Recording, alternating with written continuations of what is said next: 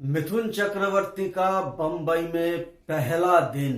जी हाँ दोस्तों, ये वीडियो मैं लेकर आपके पास आया हूँ। आप चाहे इंटरनेट में या यूट्यूब में कितना भी सर्च कर ले, इस टॉपिक पे ऊपर आज तक किसी ने वीडियो नहीं बनाया है या किसी को नहीं पता है। मुझे ये पता चला क्योंकि मिथुन दा ने एक बंगाली टीवी चैनल को ये इंटरव्यू के दिया वक्त इसको बताया था कि बम्बई में वो कैसे आए थे पहले दिन और क्या क्या बीती थी उन पर। तो इस वीडियो के ऊपर हम चर्चा करेंगे। तो चलिए वीडियो को स्टार्ट करते हैं।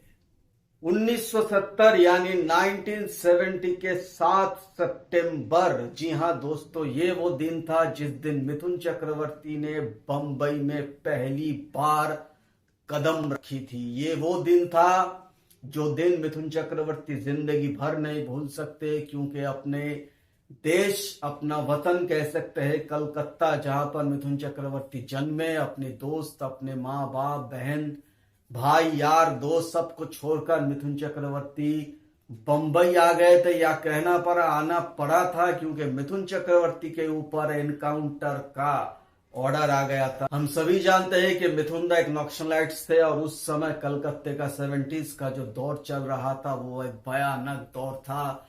नक्सलाइट्स को दबाने के लिए पुलिस सब एक एक जितने बड़े बड़े नक्सलाइट्स थे उन लोगों को उठा रहे थे और उनको गोली से उड़ा रहे थे, यानी एनकाउंटर कर रहे थे। तो ये प्रेशर इतना ज्यादा था कि जितने भी नक्सलाइट्स थे वो इधर उधर भटक गए थे, क्योंकि ना पता उसके जिंदगी का आखिरी दिन कब आ जाए। तो मिथुन चक्रवर्ती के नाम गौरांग चक्रवर्ती था, हम सभी जानते हैं।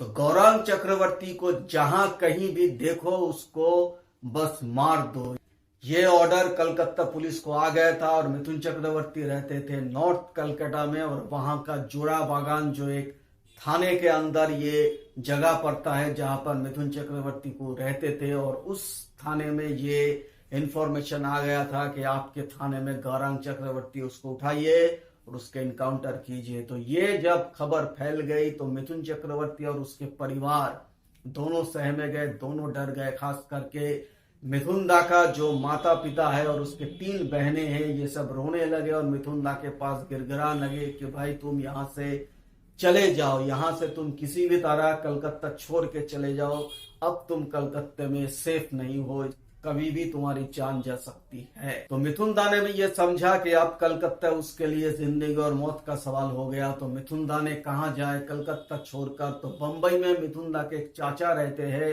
सगे चाचा थे, क्योंकि मिथुन दा के जो पिताजी थे वो 9 भाई थे और 9 भाई में से एक भाई बंबई के सायन में रहते थे। तो मिथुन दा ने यह फैसला किया कि कुछ दिनों तक या कुछ महीनों तक, जब तक यहाँ ना मामला ठंडा हो जाए, मैं बंबई जाकर सायन में जाकर चाचा के पास रह लो। और मिथुन दा को यह भी कहा गया कि तुम्हारे लिए वहां पर नौकरी इंतजाम किया गया है, तो जाओ नौकरी करो, बंबई में रहो, और जब यहाँ मामला ठंडा हो जाए, सब सीमित हो जाए, तब तुम यहाँ पर फिर से वापस आ जाना। तो मिथुन दा हीरो बनने के लिए बंबई नहीं गई थे, मिथुन दा गए थे अपनी जान बचाने के लिए। तो 1970 का 7 सितंबर वो दिन था। शाम के 7:05 बजे थे। कलकत्ता हावड़ा मेल, ये मेल उन्होंने पकड़ी थी जो भाया इलाहाबाद होके बंबई जाता है। 2 दिन लगते थे बंबई जाने के लिए, यानी 9 सितंबर को मिथुन दा ने बंबई में पहली बार कदम रखी थी। दोस्तों और अपने घर वालों सभी मिथुन दा को छोड़ने आए थे। आंसुओं के बल पर सबने उसको जाने दिया, क्योंकि मिथुन दा इतने फेमिलियर है, इतने दोस्त से घिरा हुआ रहता था कि जाना नहीं चाहते थे, मगर क्या करे, सवाल ही ऐसा पैदा हुआ कि जाना पड़ा। बंबई में कदम रखते हैं मिथुन दा को ये समझ में आ गया कि ये एक शहर नहीं, ये एक जैसे भूल भुलैया है। इतने सारे लोग, इतने सारे सब दौड़ रहे, भाग रहे, कहां कहां जा रहा है। हालांकि मिथुन दा को उतरना था दादर। मिथुन दा को कहा भी गया कि भाई दादर में उतरो, मगर मिथुन दा ने सीधा बंबई यानी विक्टोरिया टर्मिनस पर उतर गए। मिथुन दा को बंबई के बारे में कुछ पता नहीं था, जिंदगी में पहली बार वो आ रहे थे। तो स्टेशन से बाहर आकर मिथुन दा ने टैक्सी ली और कहा कि भाई मुझे सायन जाना है। तो टैक्सी वाले ने कहा कि सीधा जाएंगे या जुहू होके जाएंगे। तो मिथुन दा ने कहा भाई जुहू होके चलो, क्योंकि जुहू का नाम सुना है, फिल्मों में भी देखा है, समुंदर है, कुछ चलो सैर किया जाए। तो टैक्सी घूम घमाते जुहू होकर सीधा सायन पहुंची। और जब मिथुन दा ने टैक्सी वाले के पूछा कि भाई मीटर कितना हुआ, तो उसने कहा 350 रुपए। और मिथुन दा के तो हालत ऐसी पतली हो गई कि 350 रुपए, मुझे तो कहा गया ज्यादा से ज्यादा 15 रुपए लगेंगे, 350 रुपए तो मिथुन दा से कुछ कहा सुनी हुई। लेकिन उसने कहा कि नहीं, आप तो बंबई से आए हैं, आपको तो दादर में उतरना था, दादर पे ट्रेन बदलते शायन में जाते तब आपको कम पड़ता, आप तो आए। खैर मिथुन दा 350 रुपए दे चाचा के पास गए और चाचा ने वेलकम किया पहले मिथुन दा को कि भाई ठीक है, इतनी देर क्यों हुई। तो मिथुन दा ने कहा था ऐसे ऐसे। तो चाचा ने कहा भाई तुम तो गलत रास्ते से आ गए, यहां से मेरा घर तो बस 15 मिनट का है, तुम पैदल ही आ सकते थे, मगर खैर ठीक है कोई बात नहीं, आप आ गए तो रेस्ट करो।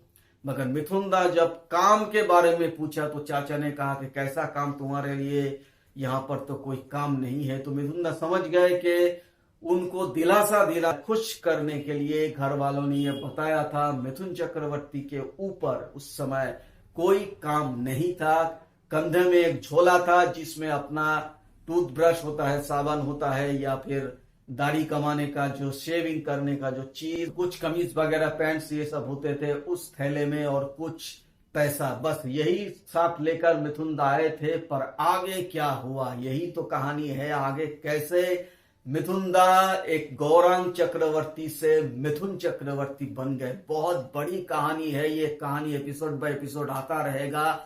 चैनल को सब्सक्राइब करके रखिए, क्योंकि एक के बाद एक मैं खुलासा करूंगा मिथुन दा की जिंदगी के ऊपर, चौंका दे वाला सब कहानी आएगा। तो चैनल को सब्सक्राइब करना बिल्कुल भी मत भूलिएगा।